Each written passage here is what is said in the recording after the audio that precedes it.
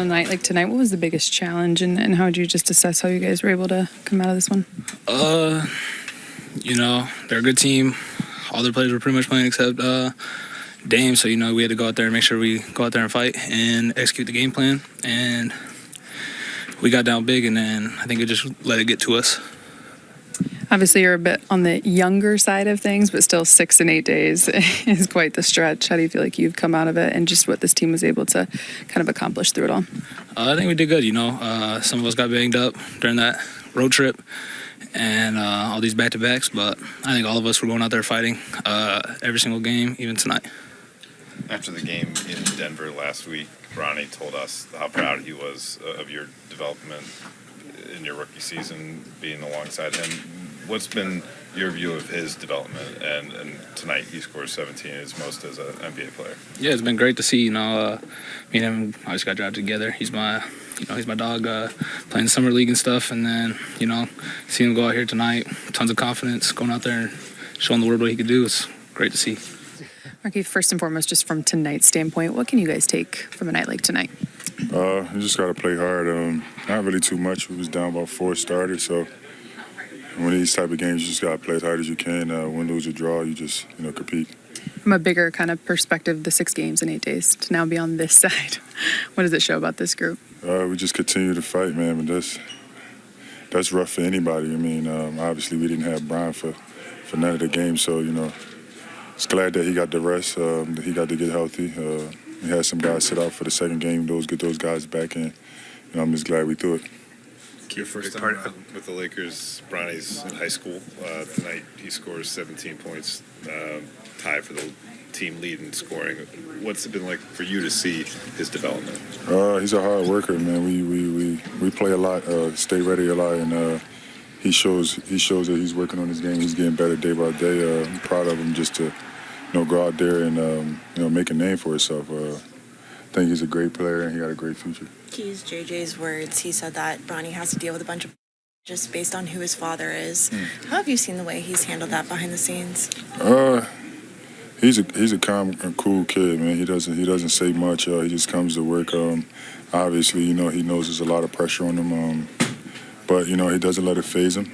He does a great job of just continue working and continue to come in. He always has a smile on his face. He always is ready to work, and I'm proud of him for how he played tonight, and he has a bright future. You were +7 tonight in a game you guys got beat pretty badly. I know you want to be out there all the time. What do you think you were able to show tonight? I'm just ready anytime. I think it's my 3rd game in I think 12 days or something like that. I didn't find out I was starting until later tonight. A lot of times people just automatically think you just can't play because you're not playing. But for me, the game is a lot easier because it's a lot younger. A lot of the younger guys don't know how to play, so, it's easier to plug an older guy in to be able to just find the spots and, talk my way through the game. I really can walk for real, if I was with better. The older players, it's just not as hard as it used to be. Thanks, Keith. Yeah, Bronny, just the level of comfort that it looked like you had out there. How did you feel, and did any part of that come into from a mindset perspective as you were looking forward to the game, knowing you were going to play, and how would you say that evolved as the game went on? I say I've gained my confidence and gained my comfortability over just reps and, getting out there and taking advantage of my opportunity if it's given. So just, being ready at all times, I think that's the biggest thing for me, staying in the stay ready games and practice and stuff like that and taking advantage like I did tonight. It's been good for me so far. JJ was talking to us about kind of seeing your growth, from the moment that actually going back before he was the coach of the Combine, he watched some video of you doing the interviews and he texted your dad about it. How would you kind of trace the evolution of you with JJ, kind of what he's told you from the first time you met you up to the point of like today and even kind of getting prepped for the game? I'd say just all the coaches believing in me and continuing to, put that in my head that they believe in me and what I can do as a player. And, I was given an opportunity tonight to go, show them what I've been working on while I've been, sitting on the bench. in the G League, getting the reps and stuff like that. So, yeah, just constantly putting that in my head that, they believe in me and that I can contribute. Bronny, what expectations did you put on yourself in, say, training camp and preseason, and how does that square up with where you are at now, 5 months into your rookie season? I just say just going in and working as hard as I can. That's all I can do, just learn and, be open-minded every time I, come into work in the morning and, being that same, level-headed kid, just trying to get his work done. But also just, like I said, taking advantage of those reps so that I, can get and, yeah, just staying level-headed. When we spoke with JJ just a few minutes ago, he acknowledged that there's a lot of stuff you've had to deal with just because of who your dad is, and I'm sure things you can understand more than I can speak on. Just how has it been balancing that, trying to deal with that noise, deal with what's said, deal with what's written, also just trying to focus on your game, on your development, like the things that you can control, I guess. And just putting my head down and working. I feel like that's the only thing that I can control right now is going in every day and, staying ready to play, staying ready to learn, getting the work in after hours, early mornings, stuff like that.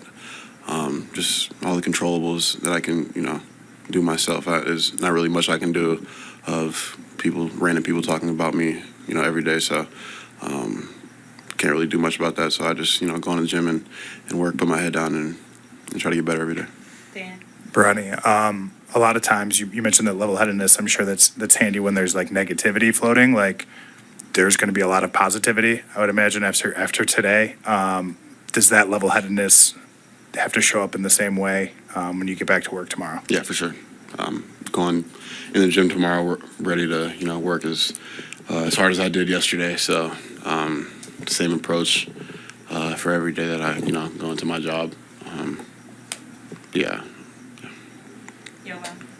Bronny, what was this stretch like for you joining the team on the road and the Milwaukee, Denver back-to-back as part of this 6 games in 8-day stretch? JJ said, doesn't feel like modern players should be playing this many, 3 consecutive back-to-backs, but just what are the last 8 days been like with for I guess for you personally, but also for the team? Again, just I think just taking advantages of my opportunity, whether that's given to me today or the game against Denver, just being ready. Again, the stay ready games at the gym, they prepare me to be confident in my play and what I do. So just keeping that same mindset of being ready and being confident in myself. Hey, Bronny, this is kind of a bigger picture question, but with your younger brother winning the state championship and then you being at this stage in your basketball career, I'm just wondering how your advice to him as the older brother has evolved and, what guidance do you have for him as he continues to move forward in his basketball career? Yeah, I'd say as when we were younger, the main thing I'd like to push to him is just having fun, just, playing your game, being confident in yourself. But yeah, I think as, I became a senior, he's now a senior now, to just have that mindset of working because there's, a lot of kids out there that, want to be in my spot or his spot, and you can't take that for granted. So, yeah, just keep working. I feel like that's the main thing. Last 2. Bronny, you had the play where you showed off your handles a bit on Giannis, and Giannis trying to stay in front of you. Break down that play for us. Yeah, he's a much bigger guy than me, so I just gotta find a way to get around him somehow. May have got fouled. That's up for argument, but it is what it is. I tried to give me a bucket. That's it. Yeah. Mike, your last question. Yeah, Bronny, just last year, obviously you didn't get to play as much basketball as you would have liked to. So I just wonder, physically alone, how much are you feeling kind of like yourself, how much game shape, all of that, and how much do you kind of still feel like you can get to? Yeah, I feel like it's all coming back. Just being out for that long, stuff that I had to go through, wind-wise and lung-wise and all my, Yeah, just I think I've been getting more comfortable as I get the reps under me and get the games under me and practices and learning from the bench and stuff like that. And I feel like it's good for me. Thanks, Bronny. Yep. JJ, can you just speak to Bronny in the last several weeks or months and kind of the development that gets to the point where, looks pretty comfortable out there, leads the team in scoring and assists, and just the kind of the growth that he's shown? Yeah, we've obviously monitored him in the G and feel like he's, in those sort of end game situations when he's gotten a chance to play with us, he's been really good. So not surprised by tonight.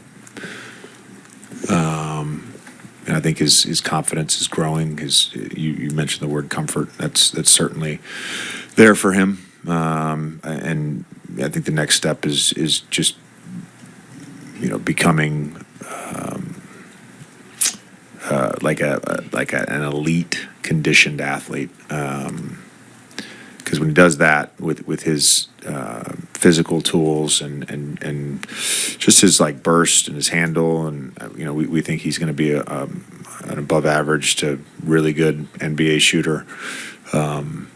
He's gonna have a chance to really make an impact. JJ, what do you take out of those 48 minutes minus what Mike just asked you about? I think it probably reinforced some thoughts.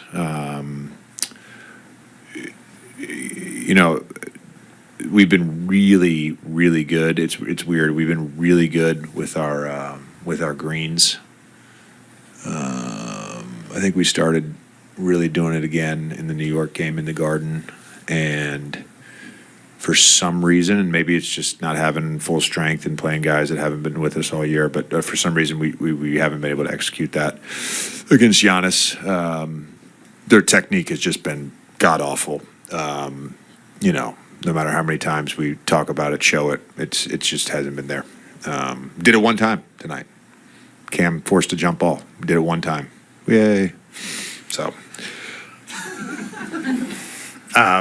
And if you'll entertain another Bronny question, I know how you feel generally about narrative, and like I'm sure there will be a reaction to this in some ways, probably by some of us too. But how impressed have you been with just sort of his ability to kind of keep his head down and be about the work through all sorts of stuff that traditionally would never be thrown at a second round pick? Yeah. I saw some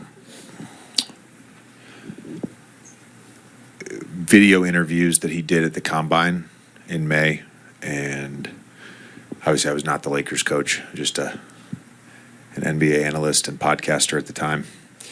And I texted Bron, and I was like, man, Bronny has his head on straight. Like, he gets it. And since day one, I've just been impressed with the person that he is, and to deal with, frankly, bullshit because of who his dad is, and just keep a level head about it and be a class act. Says a lot about him, says a lot about that family, and the way LeBron and Savannah have raised him. It was obvious to me from the moment, I started spending time with him on the court this summer. He was certainly going to be an NBA player, and I still believe that. He'll be an NBA player.